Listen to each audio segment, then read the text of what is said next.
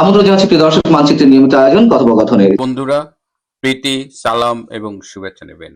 Automatic কিছু ঘটনা ঘটে গেছে যেটা আসলে স্পেশাল কিছু একটা হবার মতোই। যমুনায় সেনা প্রধান জেনারেল ওয়াকার খান ডক্টর ইউনূসকে বলেছিলেন যে ইউ লুক ভেরি টায়ার্ড, আপনাকে খুব ক্লান্ত দেখাচ্ছে, I think you should resign বলে পদত্যাগপত্রে সাইন নিয়েছিলেন। এবং বাংলাদেশে এর আগে অন্তত 3 জন রাষ্ট্রপতিকে অস্ত্রের মুখে সরানো হয়েছে। জেনারেল ওয়াকার খান ডক্টর ইউনূসকে বলেছেন, স্যার, বর্তমানে দেশের যে অবস্থা এবং আন্তর্জাতিক যে পরিস্থিতি তাতে বোধহয় আপনার চলে যাওয়াই মঙ্গল। আর বাংলাদেশ এই মুহূর্তে যেখানে দাঁড়িয়ে আছে তাতে যে কোনো সময় সামরিক আক্রমণের শিকার হতে পারে। প্লাস যাদের নেপথ্য পৃষ্ঠপোষকতায় এই গত বছরের জুলাই আগস্টের জঙ্গি অভ্যুত্থানটি হয়েছিল, তারাও সেই ডিপ স্টেট তাদের পলিসি বদলেছে। সো সামগ্রিক বিবেচনায় জেনারেল ওয়াকারের মনে হয়েছে যে ডক্টর ইউনূসের চলে যাওয়াটাই এখন সবচেয়ে ভালো। আপনারা যারা আমার অনুষ্ঠানটি নিয়মিত দেখেন তারা জানেন যে কদিন আগে একজন উচ্চ পদস্থ সামরিক কর্মকর্তা, যে জেনারেলরা, লেফটেন্যান্ট জেনারেল এবং জেনারেল ওয়াকারদের যে ভার্চুয়াল মিটিং হয়েছিল, সেই মিটিংয়ে তারা কিছু কথা বলেছিল। যেমন আর্মি কোনো বিতর্কিত নির্বাচনের অংশ হতে চায় না, আর্মি চায় একটা ইনক্লুসিভ নির্বাচন, এরকম কিছু আলোচনা হয়েছিল। এবং সেই ভার্চুয়াল আলোচনার ভিডিওটা জেনারেল ওয়াকার সেই উচ্চ পদস্থ সামরিক কর্মকর্তাকে দিয়ে যমুনায় ডক্টর ইউনূসের কাছে পাঠিয়েছিলেন। এই যে ভিডিওটা পাঠিয়েছেন, এটি জানার পরে অন্য উচ্চপদস্থ সামরিক কর্মকর্তারা খুব ক্ষোভ প্রকাশ করেছে যে কেন তারা জেনারেলের সাথে কথা বলেছে, কেন জেনারেল ওয়াকার সেই ভিডিও ডক্টর ইউনূসের কাছে দিলেন।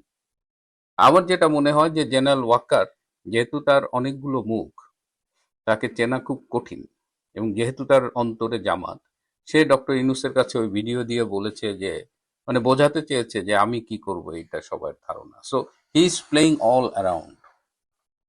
তো এটা তিনি বলেছেন। ডক্টর ইউনূস এই কোনো কমেন্ট করেননি, এটা শুনেছেন, কিন্তু তিনি বলেননি যে হ্যাঁ যাওয়া উচিত বা অনুচিত।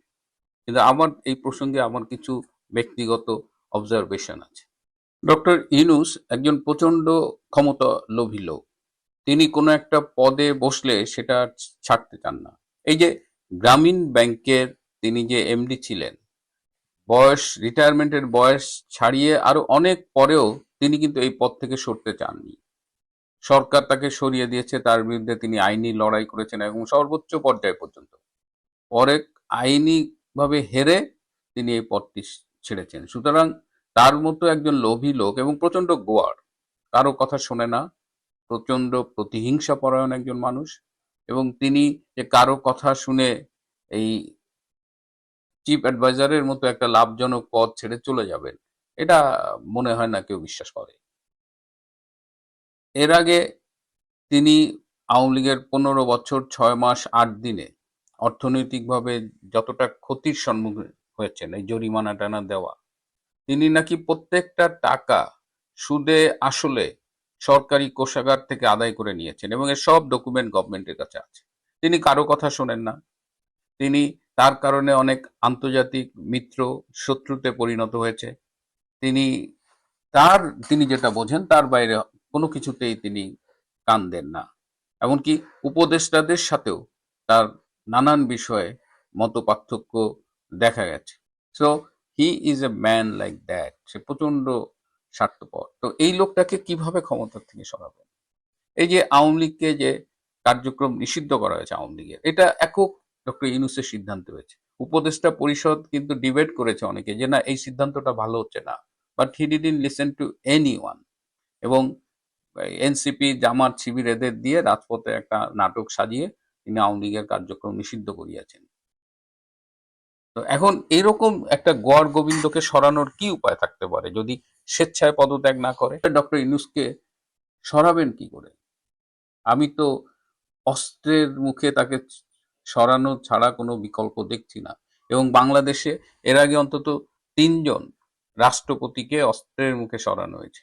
1975 সালের 3রা নভেম্বর যখন খালেদ মোশাররফরা বিপ্লব করলেন, তখন কিন্তু মুস্তাককে অস্ত্রের মুখে ক্ষমতা থেকে সরানো হয়েছে।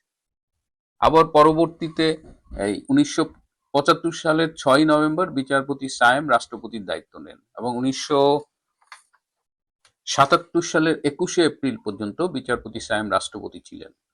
এবং সেই সময় একটা মিটিংয়ে বিচারপতি সায়েম বলেছিলেন, জিয়াউর রহমান তখন প্রধান সামরিক আইন প্রশাসক, তো বিচারপতি সায়েম বলেছিলেন যে আমাদের 6 মাসের মধ্যে নির্বাচন দেওয়া উচিত, একটা নির্বাচিত সরকার আসুক। সেই দিন রাত 2টোর সময় জিয়াউর রহমান বঙ্গভবনে গিয়ে বিচারপতি সায়েমকে বলেছিলেন যে ইউ লুক ভেরি টায়ার্ড, আপনাকে খুব ক্লান্ত দেখাচ্ছে, I think you should resign বলে পদত্যাগপত্রে সাইন নিয়েছিলেন। এরপরে 1982 সালের 24শে মার্চ সেই এরশাদ গিয়ে সেই সময়ের বিএনপির রাষ্ট্রপতি বিচারপতি আব্দুস সাত্তার তাকে অস্ত্রের মুখে পদত্যাগে বাধ্য করেছিলেন। সেই সময় বিচারপতি সাত্তার শুনেছি যে হি রিয়াক্টেড সিরিয়াসলি, আবার তিনি নাকি সেন্সলেস হয়ে গিয়েছিলেন এবং তিনি বলেছেন যে সংবিধানের কোন ধারায় আপনারা এটা করছেন, বাট এরশাদ অস্ত্রের মুখে তাকে সরিয়ে দিয়েছে।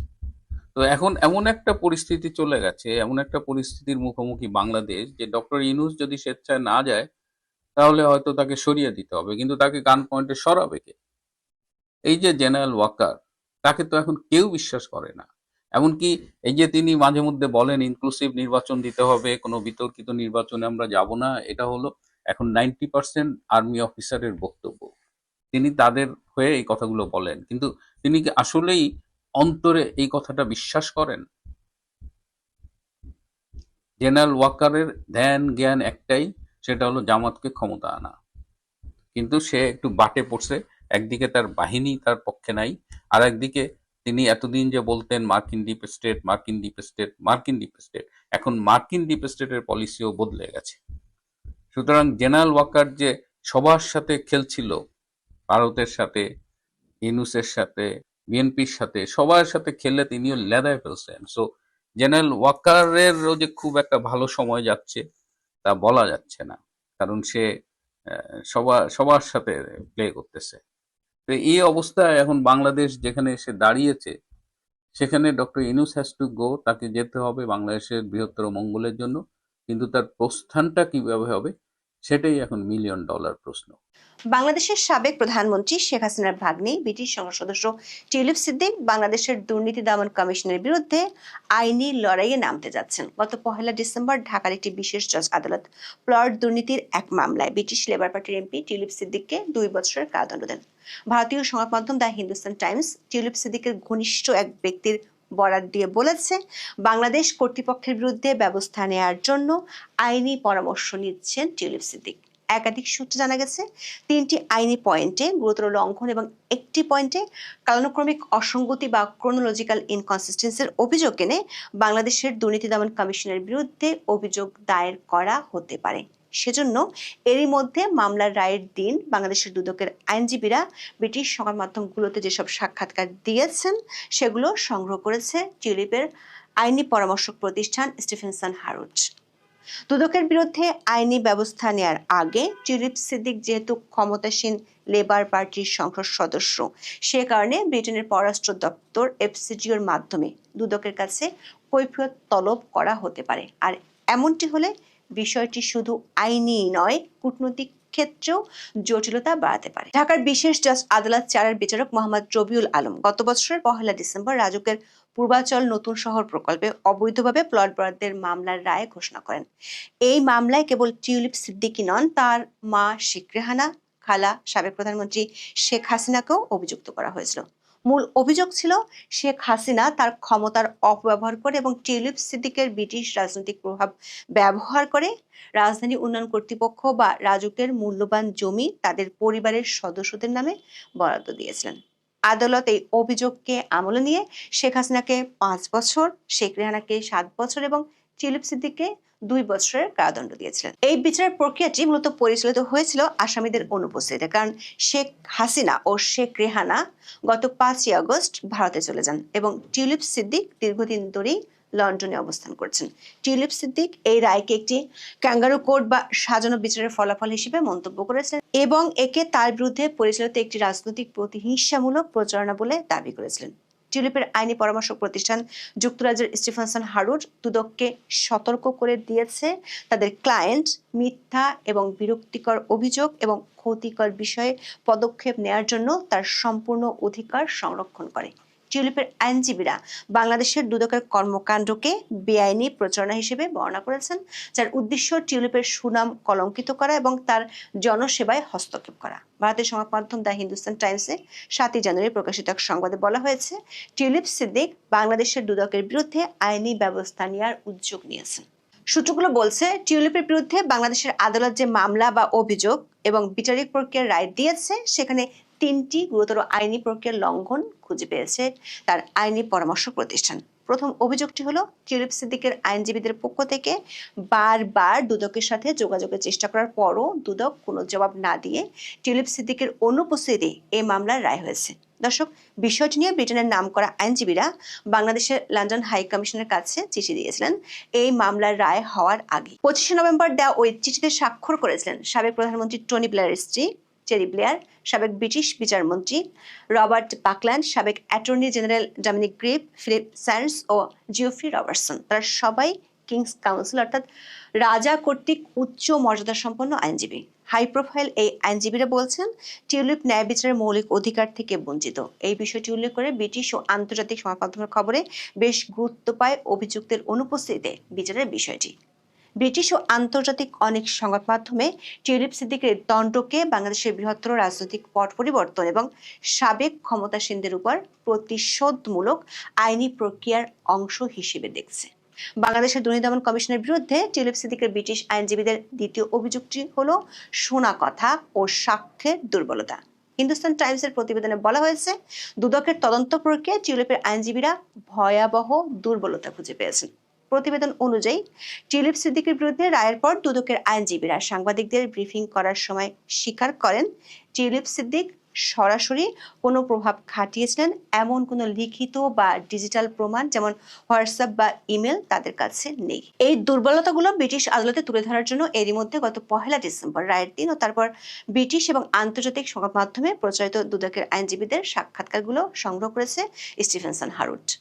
ওই দিন বিবিসির খবরে প্রচার হয়েছিল, এই মামলায় নিযুক্ত স্পেশাল পিপি তরিকুল ইসলাম জানিয়েছেন, কেবলমাত্র সাক্ষীদের সাক্ষ্য ও জবানবন্দি ছাড়া এই অভিযোগ প্রমাণের সপক্ষে কোনো তথ্য প্রমাণ নেই। অর্থাৎ অ্যাপের মাধ্যমে মিস সিদ্দিকের আসামিদের সাথে যোগাযোগ করে প্রভাবিত করার কোনো স্ক্রিনশট বা নথি প্রমাণ হিসেবে আদালতে উপস্থাপন করেনি দুদকের আইনজীবীরা। তরিকুল ইসলাম বলেছেন, হোয়াটসঅ্যাপে মিস সিদ্দিক যোগাযোগ করেছেন, তবে হোয়াটসঅ্যাপের যোগাযোগের কোনো স্ক্রিনশট বা কপি আছে কি না সাংবাদিকদের এমন প্রশ্নের উত্তরে তরিকুল ইসলাম বলেন, না, সাক্ষী ওসমান গনি এবং উজ্জ্বল হোসেন ম্যাজিস্ট্রেটের কাছে 164 ধারায় স্বীকারোক্তিমূলক জবানবন্দিতে জানিয়েছেন, টিউলিপ সিদ্দিক সাবেক প্রধানমন্ত্রী শেখ হাসিনার প্রিন্সিপাল সেক্রেটারি জনাব সালাউদ্দিনের সাথে যোগাযোগ করে তার মা, ভাই ও বোনকে প্লট বরাদ্দ দিতে প্ররোচিত করেছেন, উস্কানি দিয়েছেন। হোয়াটসঅ্যাপে মিস সিদ্দিকের দেয়া মেসেজের কোনো স্ক্রিনশট বা কপি আইনজীবীদের কাছে নেই বলে জানান তারা। দর্শক, আইনি পরিভাষায় বিষয়টিকে বলা হয় হিয়ার্স এভিডেন্স বা শ্রুতি কথা। এটি সাধারণত আন্তর্জাতিক আইনি মানদণ্ডে অত্যন্ত দুর্বল প্রমাণ হিসেবে গণ্য হয়, বিশেষ করে যখন অভিযুক্ত ব্যক্তি একজন বিদেশি সংসদ সদস্য এবং ঘটনাটি একটি উচ্চ পর্যায়ের দুর্নীতি মামলা। তখন কেবল শুনেছি এমন সাক্ষ্যের উপর ভিত্তি করে সাজা প্রদান করা বিচারিক অপেশাদারিত্বের পরিচয় দেয়। টিউলিপ সিদ্দিক দাবি করেছেন যে তিনি ওসমান গনি বা ইকবাল হোসেন নামে কাউকে চেনেন না এবং তাদের সাথে তার কখনোই কোনো যোগাযোগ হয়নি। এমনকি ব্রিটিশ আইনজীবীরা ঘেঁটে দেখেছেন বিষয়টি বাংলাদেশের সাক্ষ্য আইন বা এভিডেন্স অ্যাক্ট চ্যাপ্টার 5 এর section 65A admissible of digital records বা ডিজিটাল প্রমাণের গ্রহণযোগ্যতাকে ভায়োলেট করা হয়েছে। আইনের ধারায় 65B এর উপধারা 4 অনুযায়ী ইলেকট্রনিক রেকর্ড যেমন স্ক্রিনশট, চ্যাট ব্লগ, ইমেল ইত্যাদি আদালতের প্রমাণ হিসেবে পেশ করতে হলে অবশ্যই একটি বাধ্যতামূলক সনদ বা ম্যান্ডেটরি সার্টিফিকেট জমা দিতে হয়। এই সনদে প্রমাণ করতে হয় যে ডিজিটাল প্রমাণটি যে কম্পিউটার বা ডিভাইস থেকে নেওয়া হয়েছে সেটি সচল ছিল এবং প্রমাণের অখণ্ডতা বা ইন্টিগ্রিটি বজায় আছে। এই সনদ ছাড়া ডিজিটাল প্রমাণ গৌণ সাক্ষ্য হিসেবে অগ্রহণযোগ্য। টিউলিপের আইনজীবীরা তৃতীয় যে অভিযোগটি আনতে যাচ্ছে সেটি হলো তাদের মক্কেলের সংশ্লিষ্টহীনতা। এখানে টিউলিপের আইনজীবীরা দুটো বিষয় আদালতের সামনে আনতে পারেন। একটি হলো শেখ হাসিনার পরিবারের বিরুদ্ধে পূর্বাঞ্চলের 6টি প্লট নিয়ে 6টি মামলা হয়েছে।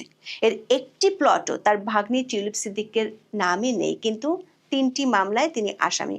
এর একটিতে তার কারাদণ্ড দেওয়া হলো 1 ডিসেম্বর। প্রশ্ন হলো, টিউলিপ সিদ্দিক কোনো প্লট নেননি, তাহলে তার বিরুদ্ধে কোন অভিযোগের ভিত্তিতে আদালত শাস্তি দিল?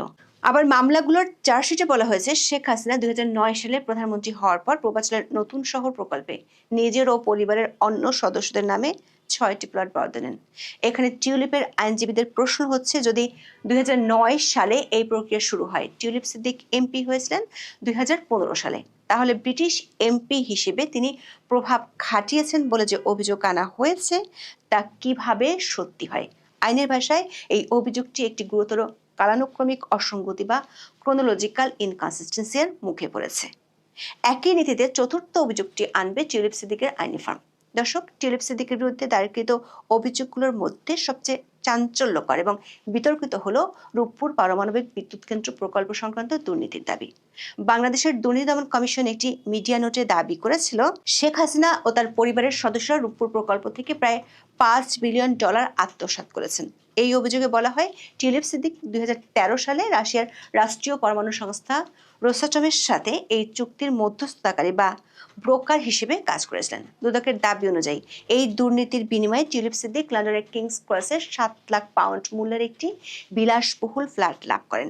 টিউলিপ সিদ্দিকের আইনি পরামর্শক প্রতিষ্ঠান স্টিফেনসন হারুট তথ্য প্রমাণ সহকারে দাবি করেছে যে কিংস ক্রস ফ্ল্যাটটিকে রূপপুর প্রকল্পের ঘুষ হিসেবে চিহ্নিত করা হচ্ছে। সেটি টিউলিপ সিদ্দিক লাভ করেছিলেন 2004 সালে। অথচ রূপপুর প্রকল্পের সাথে রাশিয়ার আনুষ্ঠানিক চুক্তির প্রক্রিয়া শুরু হয়েছিল 2009 সালে এবং মূল চুক্তি স্বাক্ষরিত হয়েছিল 2013 সালে।